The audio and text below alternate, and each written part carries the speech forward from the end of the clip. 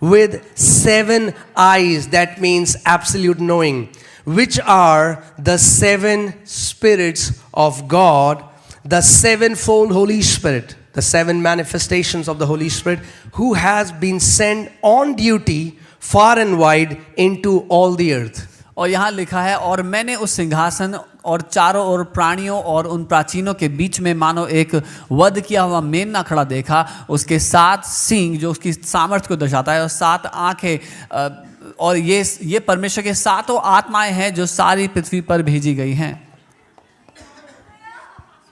Okay, is it confusing? Yes? No? Is it clear so far? All right. So we see in the book of Revelation there are 7 spirits before the throne. हम देखते हैं प्रकाशित वाक्य की किताब में 7 आत्माएं हैं सिंहासन के आगे. Okay, let's see what those 7 spirits are. देखते हैं वो 7 आत्माएं क्या हैं. Isaiah chapter 11. यशाया 11. I'll read from verses 1. मैं 1 से पढ़ूंगा. See, if you're coming here, अगर आप यहाँ आ रहे, be ready. You're in a Bible school. तैयार हो जाओ, बाइबल स्कूल में हो. Okay? All right. There shall come forth a rod from the stem of Jesse. तब यीशे के ठूंठ से एक डाली फूट निकलेगी. Okay? This is a messianic promise for Jesus. It's a prophetic word for Jesus. ये भविष्यवाणी का वचन है यीशु के लिए.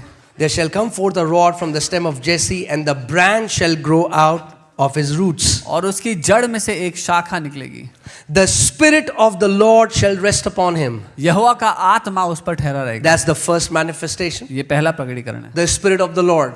यहोवा का आत्मा. Okay? The spirit of the Lord has to do with power. यहोवा का आत्मा वो सामर्थ्य का प्रकटीकरण है. Luke 4:18, the spirit of the Lord is upon me because he has anointed me to preach the gospel, to set the captives free. So all of that comes. This is the first manifestation of the Holy Spirit, the spirit of the Lord. लूका 4:18, परमेश्वर का आत्मा मेरे ऊपर है क्योंकि उसने मेरा अभिषेक किया है सामर्थ्य के लिए. तो ये पहला प्रकटीकरण है जो सामर्थ्य को दर्शाता है. All right. The spirit of wisdom, बुद्धि का आत्मा, the spirit of understanding, समझ का the आत्मा, spirit of counsel, युक्ति का the आत्मा, spirit of might, पराक्रम का the आत्मा, spirit of knowledge, ज्ञान का आत्मा, and the spirit of the fear of the Lord. और यहोवा के भय का Okay, आत्मा.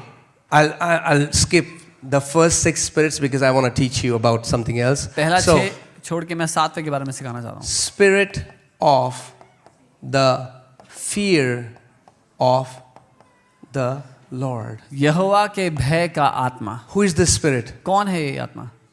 Come on, man. Holy Spirit. पवित्र आत्मा.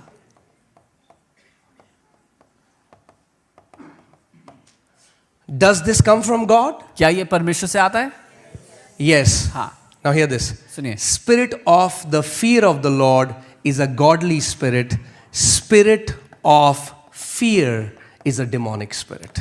यहोवा के भय का आत्मा प्रभु की ओर से है और भय का आत्मा शैतानी है. Is that clear? साफ है. The spirit of the fear of the Lord is not the spirit of fear. यहोवा के भय का आत्मा भय का आत्मा नहीं है. Because this क्योंकि ये comes from God. परमेश्वर से आता है. And this was resting upon Jesus. और ये आत्मा यीशु पर ठहरा हुआ था. Because many believers क्योंकि बहुत से विश्वासी don't want it. Holy Spirit will ये never नहीं force चाहते. himself. और पवित्र आत्मा कभी अपने आप को So there जबरदस्ती are नहीं करेगा. so many believers today who do not walk in godly fear. आज बहुत से विश्वासी हैं जो प्रभु के भय में नहीं चलते. Amen? Come on. That's why they are missing so much in life. इसीलिए जीवन में इतना कुछ वो गवा रहे हैं. I want to tell you the difference so that you understand. मैं आपको फर्क बताना चाहता हूँ ताकि आप समझो. Okay? There is no fear in love. प्रेम में भय नहीं होता.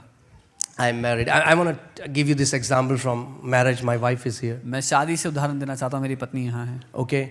So I'm not scared of her. मैं उनसे डरता नहीं हूँ. Okay? I'm not scared of her. मैं उनसे डरता There नहीं. is no fear in our love. हमारे प्रेम में कोई डर नहीं है. However, लेकिन I fear मुझे इस बात का डर है that I don't want to break her heart. कि मैं उनका दिल ना तोड़ दूं. Okay? There is a healthy fear. एक सही तरह का भय है. There is a healthy fear एक अच्छे तरह का भय है in which I don't want to do anything जिसमें मैं कुछ भी ऐसा नहीं करना चाहता which will destroy this relationship. जो इस रिश्ते को नाश कर देगा. And if there is a husband who doesn't have this fear, अगर कोई पति है जिसमें ये भय नहीं, let me tell you, he doesn't love his wife. मैं बता दूं अपनी पत्नी से प्यार नहीं करता। Are you getting what I'm saying? You know, when I used to work, my manager, जब मैं नौकरी किया करता था, जो मेरा मैनेजर था, one day he showed us, एक दिन उसने he मुझे had the, and again, please understand my heart. I'm मेरा not दिल naming समझना। names, I'm just giving you an example so that you मैं understand. केवल एक उदाहरण के लिए बता रहा हूँ। All right.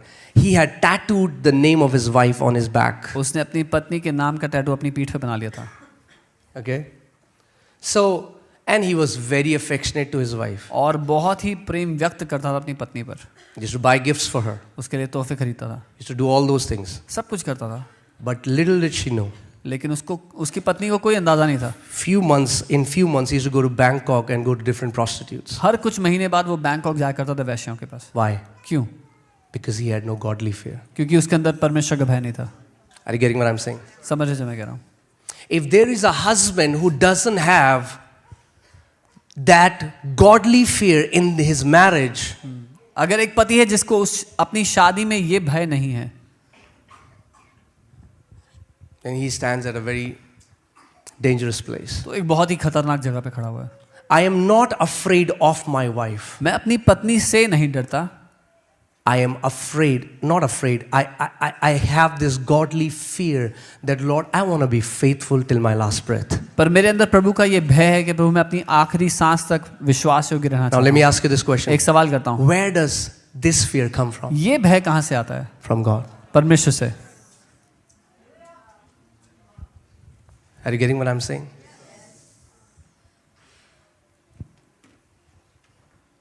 So today you understand what godly fear is. तो आज आप समझे कि प्रभु का भय क्या है। I can show her love and affection.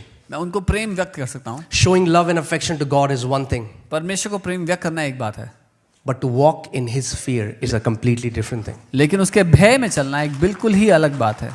There are so many people, they'll come to church, they'll sing songs, they will worship, they will do all of that, but they don't walk in godly fear, because once they are out of the church, they live their lives as if God doesn't exist in their life. बहुत से लोग हैं जो आराधना करते हैं, गाने गाते हैं उसके लिए, लेकिन जैसे ही वो कलीसिया से बाहर कदम रखते हैं, जीवन ऐसा जीते हैं कि परमेश्वर है ही नहीं। I won't doubt that they don't love God, मुझे इस पे शक नहीं है कि वो प्रभु से प्यार नहीं करते, but they don't understand the gravity of His love. लेकिन वो उसके प्रेम की गंभीरता को नहीं जानते।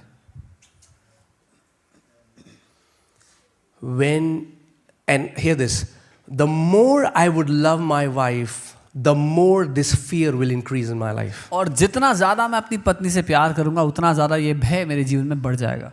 And this fear will preserve me और even when I'm in a situation where I'm tempted, where things are against me. This fear will preserve me. This godly fear will keep me walking in purity and holiness. ये भय मुझे सुरक्षित रखेगा, मुझे बचा करके रखेगा उस परिस्थिति में भी जब मैं परखा जाता हूं या जब चीजें मेरे विरुद्ध होती हैं। ये भय मुझे पवित्रता में चलाएगा।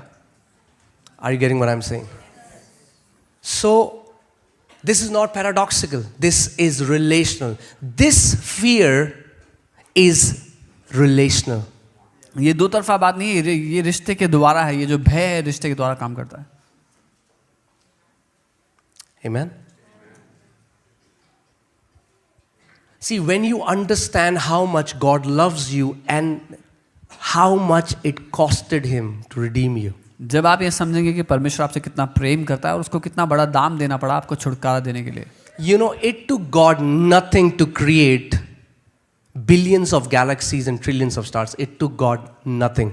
सृष्टि में करोड़ों आकाश गंगाएं सितारों को बनाने के लिए परमेश्वर को कुछ भी नहीं देना पड़ा। It costed Him nothing. He spoke and everything was created. उसको कोई दाम नहीं चुकाना पड़ा, उसने बोला वो सब बन गया।